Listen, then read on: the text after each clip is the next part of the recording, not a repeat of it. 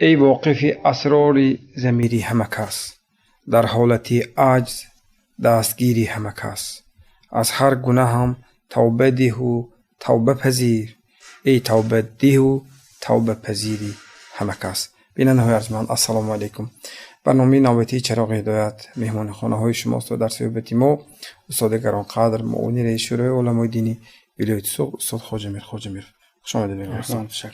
ما دوام این ماه هست که همه شب ایام افطار با یک موضوع در اکران های تلویزیون های شما برآمد میکنیم، صحبتی داریم اطراف یک موضوعی که البته از منفعت خالی نیست، زیرا آن سخن از اسلام است، سخن از دین حق است، سخن از تربیت انسانی کامل است. ما امروز میخواهیم در مورد آداب خرید و فروش در بازار یک صحبتی داشته باشیم. استاد، من در آغاز میخواستم، خب البته موضوع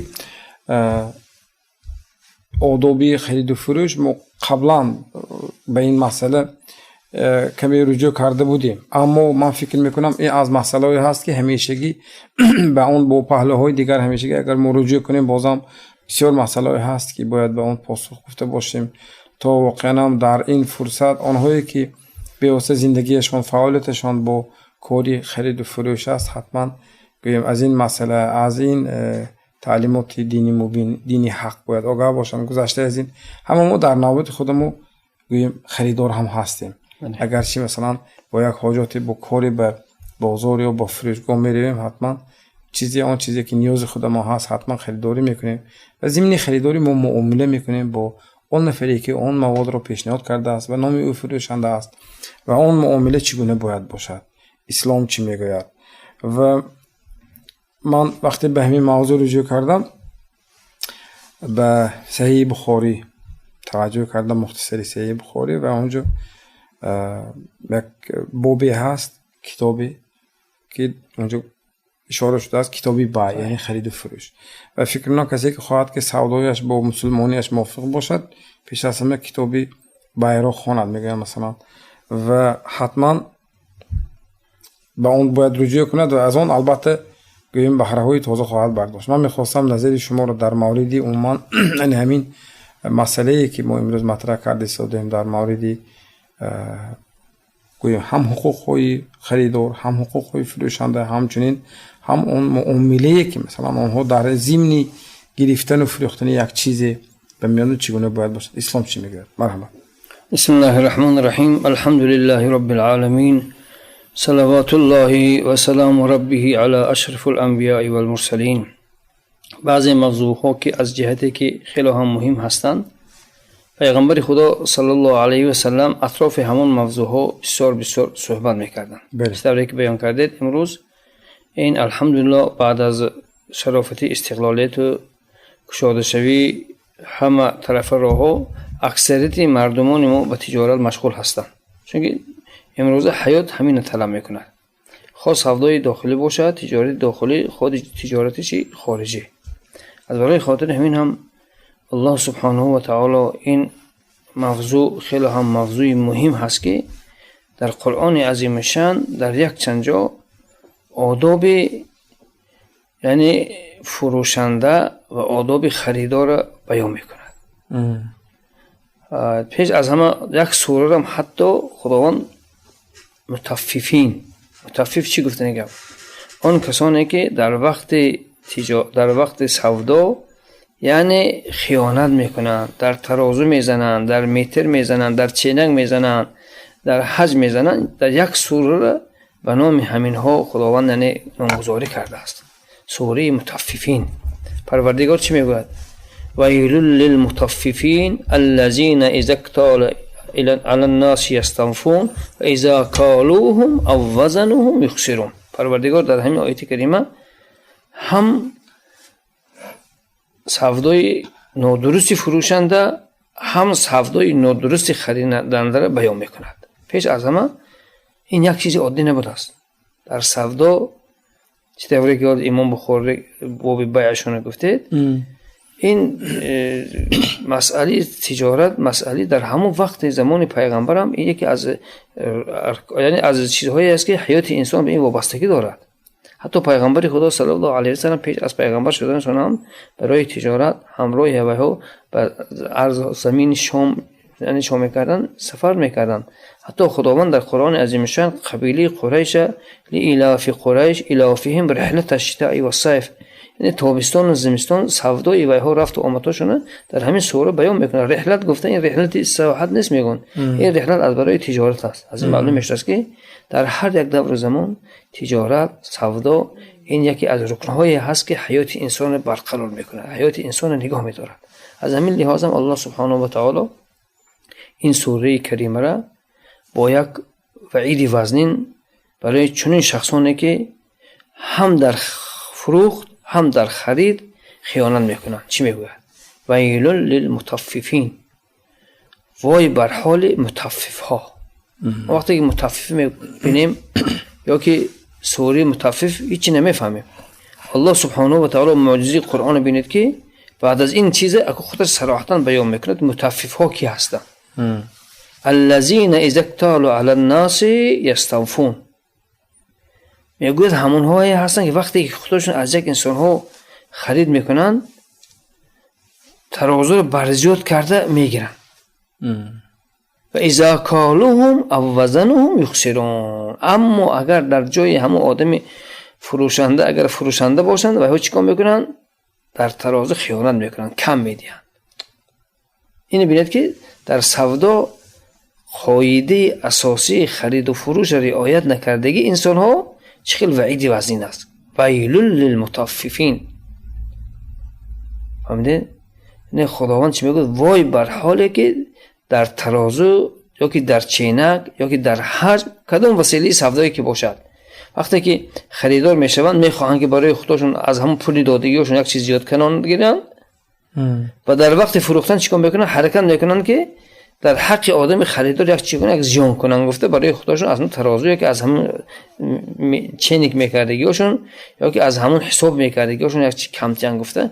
پروردگار در همین آیه کریمه چه میکند؟ بیان میکنه. اکنون دوام آیه ببینید چی میگه خدا.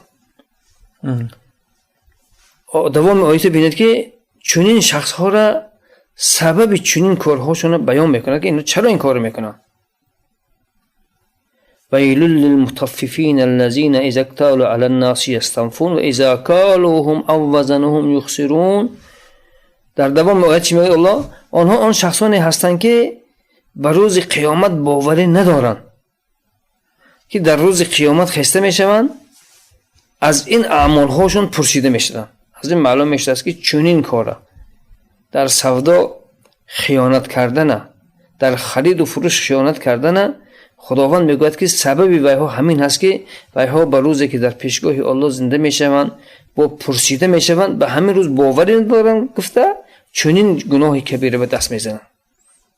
الا یظن اولئک انهم مبعوثون یوم عظیم یوم یقوم الناس لرب العالمین. ببینید پروردگار چی میگوید که روز قیامت زنده بودنش ذکر کرد که باوری ندارن، لیکن در دوامش با از همه چیز بزرگشن. اینها میدونید وای روز قیامت در پیشگاه کی میشن؟ لرب العالمین یوم یقوم الناس لرب العالمین. پروردگار میگوید که وای در پیشگاه الله میخیزند، الله خودش از این چیزها وای ها رو میپرسد، به این چیز باوری ندارن. در همین آیه کریمه بینید که در آیات های قرآن بینید که خداوند کدام کاری که برای منفعت انسان ها هست و با کدام دلیل ها بیان میکند، اما برای جان انسان ها باشد و با چه عقوبت های وزنین بیان میکند که شاید که اینها از همین کار کردن که روز قیامت و در روز قیامت زنده شدن و روز قیامت در پیشگاه کی زنده میشود، کی از وی میپرسد.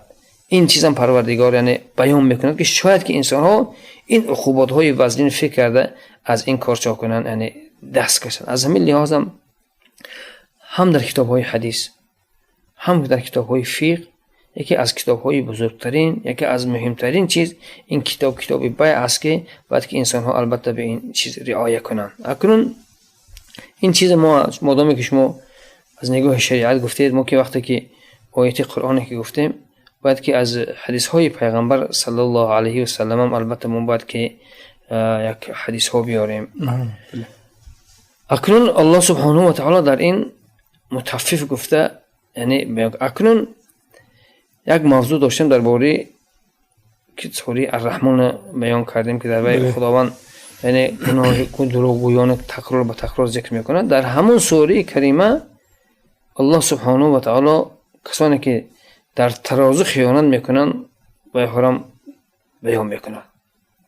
پروردگار چی میگه؟ ولا تخسروا فی المیزان. شما میگوید در ترازو هرگز خیانت نکنید، چون بسیاری چیز در همون زمانهای قدیم با ترازو چین کرده میشه.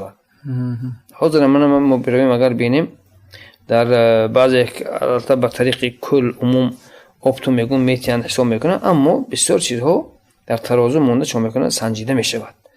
برای همین خداوند که این چیز که انسان ها بسیار استفادهش میبرن و اقیموا الوزن بالقسط ولا تخسروا الميزان. پروردگار چی میگه؟ وقتی که شما میگید وزن در بالای ترازو میموند با عدالتانه مونید ولا تخسروا، یعنی چیکار کنید؟ در ترازو شما خیانت نکنید. اینم آیه کریمه. اکنون به حدیث های پیغمبر صلی الله علیه و سلم میگذاریم که ما از معلم بشریت، از حبیب خدا، اون کارهایی که برای انسانیت منفعت دارد، البته از این کس حدیث ها روایت شده است. از جمله همون حدیث ها درباره سودای صحیح و سودای نادرست. سودایی که وی سودا حسابیده می شود و برکات دارد. پیغمبر خدا یک حدیث میگه البیعان بالخیار ان لم یتفرقا. میگن وقتی که پیش از سودا کردن میگن شخص فروشنده و خریدار باید که همون نرخ‌های خود نرخ گرفته نشه، نرخ فروخته نشه، چا کنن؟ اختیار کنن، راضی کردن. اگر میگن در همه حالت میگن اختیار کردن، قبول کردن، اون طرفش میگن در حق همدیگر خیانت نکنن. پیغمبر خدا چی میگن؟ اگر میگن کسی که یک در همین وقت نه که نزد مذهب امام ابو حنیفه یک سودا کردن یک چند چیز شرط است. یک تاش میگن که حضور المال، همون مال باید میگن بینید بعد سودا کنید. امام ابو حنیفه ببین سودا نمیشه. اما بعضی کسان حاضر هست که این چیز ندیده غایبا سودا میکنن که نزد بعضی فقها اجازه داد، خصوصا نزد امام ابو محمد شاگرد امام ابو یوسف، امام ابو حنیفه، امام ابو یوسف اجازه است. مثلا خود امام ابو حنیفه این چیز رو کرده هستند، اما شاگرداشون با تقلید به دیگر مذهب ها هم اجازه داده هستند. اکنون لیکن میگن در همه حالتی که مال چی است غایب است شما بیع میکنید. البیعان بالخیار ان لم یتفرقا. اگر میگن وقتی که همون مال خو حاضر است و خو غایب است که وقتی که سودا کردید، اگر در همون وقت جناب رسول الله نش میگن اگر عیب مالتون میگن شما بیان نکنید، چی میشد؟ شما برکت را از دست میدید، پنهان کنید. اگر شما میگن همون مالتون چی بودنش اگر بیان کنید ظاهرش بورک فی بیعهما، خداوند در بیعش در تجارت هوایها چه میکند؟ یعنی برکات میدهد. اما اگر میگم این کتما، اگر خریدار و فروشنده یک چیز اولش میکرد عیب مالهاشون اگر خواهی عوض میکنن، خواهی که میخرن اگر وای کنن، اگر جناب رسول الله میگن برکات سودای وای یعنی از دست میرود، برکات نمیگیرن در همون چیز خرید و فروش. یعنی جناب رسول اکرم بیان میکنه. البته نسبت این سودا با حدیث های بسیاری هست که ان شاء الله این چیزها رو ما گوییم، البته این چیزها وقت کفایت نمیکنه. بله تشکر استاد. و سوال نوبتی من نیز در موردی نپوشانیدن عیب مال در کار سودا و بسیار اینجا خوب قید کردید. مثلا خیلی دور نمیره واقعیت است. مثلا حاضر معصومی قلفینای در بازار مثلا عادتا واسطلچه های میده، یعنی چی میگه در حدود 3-4 کیلو مثلا وقتی که میگیرید واسطلچه اش خریداری میکنید میبینید که رویش بسیار زیبا است، اما وقتی که یک دو قبضش علاقه میگیرید که پایانش هم گویم وایران. یا مثلا در مثال کارچکه اگر با جولش اگر خریداری کنید، یا مثلا در مورد ایامی سیب. خب این مواد غذایی است. انسان ها همیشگی چیزی که اینجا بسیار خوب قید کرده که مول دیده گرفته نشده کار. مثلا حتی در یک گویم معامله سودا من گفتم که همین فرض کردیم قلفینی شما چند پول، فلان پول، او نمیشد که مثلا همین گویم صفت بهترش نقشه بلند گذارید باشد، یگان جایش نیست، اما مثلا در گویم زیرش گذاشتنی مثلا گویم مخلوط شده یا گویم ویران شده یا مثلا حجمش خورد یا واقعی فریبی رو ایراس نیست. اصلا که مثلا من برای چی این سوال مخصوص داده است؟ برای آنکه آنهایی که این لحظه ما رو میبینند بگذار از این مسئله آگاه باشن، به خاطر آنه که در نظر اول آنها برای خودشان منفعت زندگی مولی یک مقدار مبلغ پول کار میکنن، اما سخن درباره گوییم با سخنی راست برکات، سخن در مورد برکات میرد. گاه آدم میگن که اینقدر پول کار میکنم پول من برکتش نیست، این از چی باشد؟ گفته سوال میدن و در ذهن من فکر میکنم در دلشون ممکن جوابشون هم دانن که چون وای پول با کدام راه آمده است. پیغمبر خدا صلی الله علیه و سلم اصلا رفتار و کردارشون طبق فرمایش الله هست. پروردگار ان همین روزها را همش به علم خود میداند، به علم خود میداند که این هست میشه انسان. از برای خاطر همین هم پیغمبر صلی الله علیه و سلم بعضی درسها را تاکیداً حضرت جبرائیل و حضرت پیغمبر دستور میداد. از جمله درباره همین از سودای غیر مشروع دست کشیدن، پیغمبر خدا اصلا عادتشون بود، در حدیثشون است که تا میتوانستن به بازار کم میرفتن. لیکن از سبب همین چیزی که شما همین عیناً همین چیز قلتنین مثال آوردید در همین بازار ان همین چیز هست، در زمان پیغمبر صلی الله علیه و سلم ان همین چیزها هم بود. از برای خاطر ان همین چیزها را بیان کردنشه الله سبحانه و تعالی دستور داد به پیغمبر. یک روز پیغمبر خدا به بازار مدینه رفتن، به بازار در آمدن نگاه کردن. امروز بعضی شخصیت ها میروند و همه ساهای استاندارد و دیگر میرن نگاه میکنن که ناظران. پیغمبر خدا همچون ناظر الله شده رفته دیدن که بازار مدینه خیلی در زمان پیغمبر صلی الله علیه و سلم اونجا هم آرایش تنجی یگون کسی کن چیزی کس نمیگیرد، همین بارها در زمین ریختگی بودن، چیزی که ویرون نمیشوند، مثلا گندم، جو، رون، دیگر چیزها. رفتند و از نزد یک توده گندم گذاشتن که با اونان یک شما قلفنان های خوش رو امونت بالای خیروه. عیناً همین خیلی یک از گندم های خوش که میبینید زندگی بود، همین بالای همون چاشی گندم انداخته مانده است.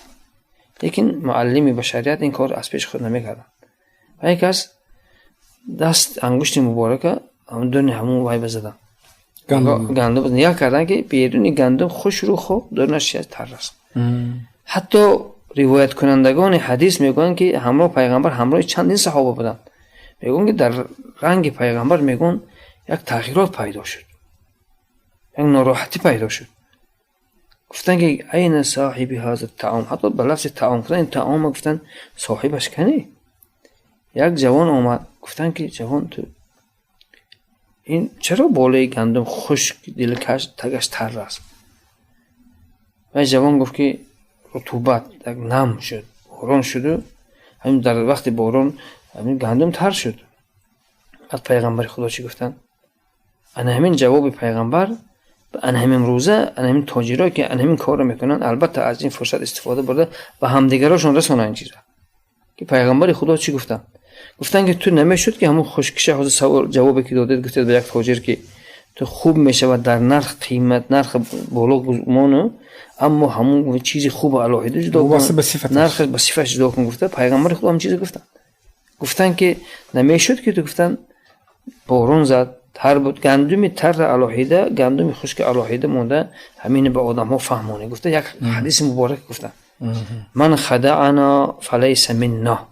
جناب رسول الله گفتن که کسی که در کار سودا، در اینجا خدعنا جمع آمده است، لیکن کسی که در کار همین تجارت، چون همون حدیث پیغمبر در بالای همون تجارت بود، پیغمبر خدا گفتن کسی که ما را همین خیلی فریب میکند، بالای همون استیل قلفنانی کلان و میمونده تاش خورد یا که چطوری که گفته دیگه نمودی محصول کارتوش کرده مثال آورده یا که بادرینکای خوشور در بالا میمونه در تگی بال یا که انواع همین طعام همین حدیث پیغمبر همه‌شون میگیرد. وعید پیغمبر برای همه هست. چیزا من خدعنا فلیس منا. هوا به خطاب کردن نگفتن تو اهل مدینه، تو جوان، تو به این نگفتن. من کسی که در کدام دور و زمان تا روز قیامت امتی من است و ان همین کار دست میزند، فریب میکند، چیزی خوب خوشرو رو بالا میموند، چیزی بشه پنهان کرده به آدما میفروشد، فلیس منا، فلیس منا، این گرچند در اینجا لفظ آمده که هست در شرح این حدیث چرا پیغمبر گفتن که فلیس من المسلمین، این انسان نشانه مومنی وای نیست، نشانه مسلمانی نه وای نیست. حتی بعد فلیس منا پیغمبر گفتن که از گروه ما نیست، از امتی ما نیست، از امتی من نیست گفته. این حدیث بیان میکنه. از همین لحاظ این حدیث البته برای چنین شخصا کفایت کننده است. بله تشکر. استاد یک مسئله دیگر، مثلا سوگند خوردن در کاری سودا چگونه است؟ و یک مسئله دیگری که در دایره یعنی همین سوال من میخوام از شما بپرسم، مثلا دو نفر سودا دارد، نفر سوم پیدا شده میبیاد، سودای آنها به دخالت میکند، مثلا فرض کنید اگر با آنها به نرخ موافقه اومده به نرخ به موافقه باشن، میاد نرخ بلند میکنه و میرود. و مثلا فروشنده گوییم دو دل میموند، خریدار جهلش میآید، یعنی نفری دخالتی نفری سوم. و من میخواستم وابسته همین دو مسئله به معشوق پرسیده باشم که یکم در مورد سوگند خوردن، گوه مثلا روی راست میگن که قسم میخورم که این همین خیلی، میگن که با وقت من فایده بسیار خورد کنم، ما مثلا 50 درهم از این فایده میخورم یا 1 سوم از این فایده میخورم، قسم میخورم. این تا کجا درست است؟ و مثلا اگر این دروغ باشه گوییم این چگونه وجود دارد؟ خصوصا گوگو البته بازار می‌داریم، خصوصا پنجشنبه می‌داریم، این چیز باور کنید از اکثریت تاجرها همین چیز ما البته مشاهده می‌کنیم. یکی این چیزی وزنی است. از برای خاطر میرم پیغمبر خدا در گفتیم قسم یک چند خیل می‌شود. قسم بالله، قسم بالعهد، قسم یعنی خموس. از همه وزنین ترین قسم همین قسمی که در سودا میکند. در سودا قسم خورده عیب مالش میپوشوند، یا قسم میخورد که من همین قدر چیز گرفتم. چرا این گناه کبیره گفتن پیغمبر خدا؟ دو قسم دیگه گناه کبیره نگفتن. گفتن که خداوند در قرآن میگه لا یؤاخذکم الله باللغو فی ایمانکم، یک نمود قسم خداوند میگه هم تو عادت کردگی من خوبشون نمیگه، دو نمود قسم باعث جریمه، اما اینا جریمه‌ش هم نبوده است. این به سبب گفتنش هم خدا وعده نکرده است الا توبین سوء. توبین سوء چی؟ از همون کارش گشتن، دای بیسش به آوردن. حتی اگر به واسطه همون قسم میدوند که یک کس مولش داد که اونجا رفته از عذر پرسد یا مولش گردونده، بعد از همین برآمدی مول صحبتی مول البته فهمت که غموس چی گفتن گپ. غموس همین که حال مثلا یک کس گرفته اگر در آب پرتوید، اگر در آب زده گیرید همین غموس میگه. یعنی قسمش به واسطه همین قسم دروغش که در تجارت قسم میخورد، صاحبش میگن در همین آتش دوزخ میپرتافته است. در آتش دوزخ آب بازق مانند یک کس گودکتون در آب میپرتید، همه جاش تر شد گفته ناز میشوید، همین صاحبش قسم دروغ، قسم غموس دیدو دونسته در هوا میپرتد. اکنون این زیانش همین که زیان قسم میگه چطور گفتیم قسم دروغ غیر از این عذاب دادن. دروغ میگوید که مثلا قسم هم که نخورد، دروغ میگوید که برای من 50 درهم میمونه، نگوید دروغ. و این نگفته است که تو نمیمونه. بسیار آدما نمیمونند که نمیپرسد اگر چنین، اگر بعضی آدم‌ها نگویند که چند پول گرفتی چند پول میفروشی، اصلا این آدم خریدار این چیز نپرسد. اما ساهای صلاحیت دار خیلی پرسند و وظیفه دار هستند، اما نگفته هم میگوید که اصلا آداب تجارت همین است که شما یک چیز رفت گفت همون چیز نگیرید، باید که نرخ کنید. پیغمبر خدا میگه بهترین تجارت کسب همون کسبی است که تجارت هست در وی بیع و تلاش است. میرید میگوید که مثلا تو خودتونه که سنزه گفتین 12 میگیرم اینه کنید، اما مال وی شما نزنید، نگوید که گنده، نگوید این چیز بیانش کنید. قسم البته قسم نخورد یا که دروغ نگوید. اما درباره سوال دومیتون قسمش درباره وای بوده دخالت نفری این باورم پیغمبر خدا صلی الله علیه و سلم میگن که در دو چیز میگویند امتای من باید که احتیاط کنند، به دو چیز دخالت نکنند. یکمش همین که ولا تخطب علی خطبه اخیک ولا تبع علی بیع اخیک. پیغمبر خدا میگن که یکمش همین که یک کس یک جا خواستگاری رفته ایستاده است، هوای از همون خواستگاری حاضر دست کشیدگی نباشد، از بالای و رفته شما خواستگاری نکنید، بینید شما صبر کنید، اگر معقول باشد به هوای دیگه شما در حقش دعای خیر کنید، شعار مومن رو بینید، این تراحم مومن رو بینید. پیغمبر خدا چه خیلی درس میتن، چه خیلی تعلیم میتن. اگر میگوید وقتی که وای اگر تقدیر نباشد، وقتی که خواستگار از اون جرا بر رفت شما خواستگاری کنید. دویمش میگه درباره این تجارت، یک کس میروید که کس خرید کرد ساده است تا هوای خرید نکند یا نه من یا که از بالای وای سودا نکنید. حقیقتا همین چیز ما میبینیم که یک ماشین خرید ساده باشد، اگر البته این تاجرها این چیز میگن که یک کس میروند در بالای میگن که این چیز من زیادتر یا که بعضی میگن خدا پناه کرد، بعضی تاجرها همین چیز میگن تشکیل میکنن، میگن خب میگن که همین برای خاطر مالاشون گذاشتن، میگن که اینم از قسم دروغ اینم بدتر است که بعضی کسا رو میگفتن که وقتی یک کس مال من خریدار شود شما اومده نرخ وی از وی بلندتر بردارید که مال من گذرد. در اینجا ببینید که فریب دادن، هم دروغ گفتن یک چند گناه کبیره در اینجا صادر میشه. از برای خاطر همینم دنیا اینقدر کرا نمیکنه. حضرت امام ابو حنیفه میگن که دنیا میگن روزهای دنیا به سه چیز تقسیم میشه. این سخنان صاحب مذهب ما هست. یکمش میگن که روزی گذشته که ما ذکر کردیم. دومش میگن که روزی پگاه می اومده که تا اون وقت ما حجت نداریم، زنده نیستیم. همتای؟ بله. اکنون روز همین روز ماست. ان همین چیز ما کردیم نکردیم اگر و گذشتهش به هم دوباره گردوندن نمیتوانیم تا پگاهش ما امید نداریم ما زنده هستیم. از برای خاطر اینم البته بینندگان عزیز وقتی که سخن‌ها رو میشنوند، البته ما این سخن‌ها رو الحمدلله به قدر توانایی از کتاب‌های معتمد، از منبع‌های معتمد اسلام، از قرآن و حدیث و از پیشوای مذهبی خود بیان کرده سادم به قدر توانایی البته به این چیز احتمام دیم. بله، تشکر استاد. و یک سوالی که من در انجام می‌خواستم قسماً گفتی، مثلا نگویم که مثلا بیننده های ما اونهایی که مثلا بیاسته در مواقع فروشنده هستن نگویم که این چرا امروز به سراغ ما اینقدر اصلا گویم شنیدن این مسئله ها به منفعت آنها است. اگر آنها واقعا گویم به این چیز تحمل کنند، توجه کنند. و ما میخواستم سوال نوبتی از موقع گویم فروشنده بشم سوال باشم. گوه مثلا خریدارو وقتی سودا مولی فروشنده رو نه میزنن، پست میزنن. یا مثلا فرض کنیم گوید که این چند پول است، گوید که مثلا 100 تومانی میگه 50 تومانی میدیم، یک بار گویم جهلش میآید و هم سزاوار جواب میدن، میگوید که نه من شما رو نمیفروشم یا یکون چیزی و یعنی در همین فاصله علاقه یک کمتر تیزی تندی هم میرود که مثلا در همین موارد اسلام چی میگوید که مکالمه چگونه باید باشد که مثلا حد انصاف هر دو جانب رعایت شود که مثلا خریدار هم داند که مثلا فروشنده و مثلا دزدیده نآورده است و مثلا مبلغش صرف کرده است، رفته از جای گرفته آورده است، اینجا مثلا خانه خو گویم و انداز دارد، اون چیزایی گویم خراجات خودی گویم همون فروشنده رو دارد که مثلا و فروشنده خانه خو و بالای مالش و چیز میگذارد. این جای پنهانی نیست، این معمولی است، این قاعده تجارت میگونه است. چگونه مناسبت باشد؟ ما با سخن‌های یکی از شاگردان امام ابو حنیفه، امام ابو یوسف یعنی گوش کردیم،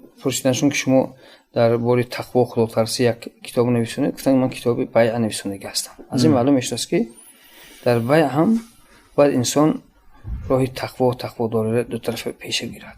مثلا آدم خریدارم برای خاطر اگر اصلا برای خاطر همون در مال هوای تن زدن مذمت کردن باشد، اگر البته گناهکار میشه، چون که حتی از این هم قبیح‌تر سخن‌ها رو میگن که این مال طبیعی نمیارزد، این عیبی. من پیغمبر خدا در همین باره میگن که هرگز شما میگن مال محقول دوشد گیرید نشان نگیرید، اما مال وی شما میگن نه نزنید، روزی و شما رو مجبور نکرده است نگی، اما با مال وی تن زدن و مال وی پس حسابیدن هرگز این کار رو میگن شما نکنید که این اگر میگن عیبش باشد مالشه نزدیک خودش رفته گوید که مالت، اما وی با آواز بلند با یک بد معاملگی، چون که آدم هایی که در دیگر جا هستن از مال هوای از سودا میمونند که پیغمبر خدا چی میگن؟ لا ضرر ولا ضرار. شما خودتون هم مال وزمین وی گرفته ضرر نکنید، نگیرید، لیکن بابای هم ضرر نرسونید، در مال وی تن نزنید که مال وی چی یعنی از سودا میموند برای وی زیان میشه. گفته از همه این چیزهایی که زیان آور هستند البته دین مبین اسلام انسان ها رو معن میکنه. تنها امت اسلام امت رحمت برای خاطر منفعت همدیگر رسان خداوند این امت خلق کرده است. بله استاد، تشکر برای شرح این موضوع و فکر میکنم بیننده های عزیز ما از این برنامه البته برای خودشان بهره های تازه گرفتن، از جمله خودی من نیست که مثلا همیشگی به این موضوع رجوع میکنم، باز یک معنی نو رو برای خودم کشف میکنم و فکر میکنم این سخنها برای اون گفته میشود که ما در زندگی خود رو اصلاح کرده باشیم، واقعا زندگی راستین رو بنیاد کرده باشیم، اون زندگی که پگاه نزد خالق خودمان از کرده های خودمان پشیمان نشویم و به قولی که اون عمل هایی که امروز صادر میکنیم اون عمل های ما همیشه برای تربیت انسان های دیگر روان شده باشد. این برنامه چراغ هدایت بود. خیر خانتان آباد باشد.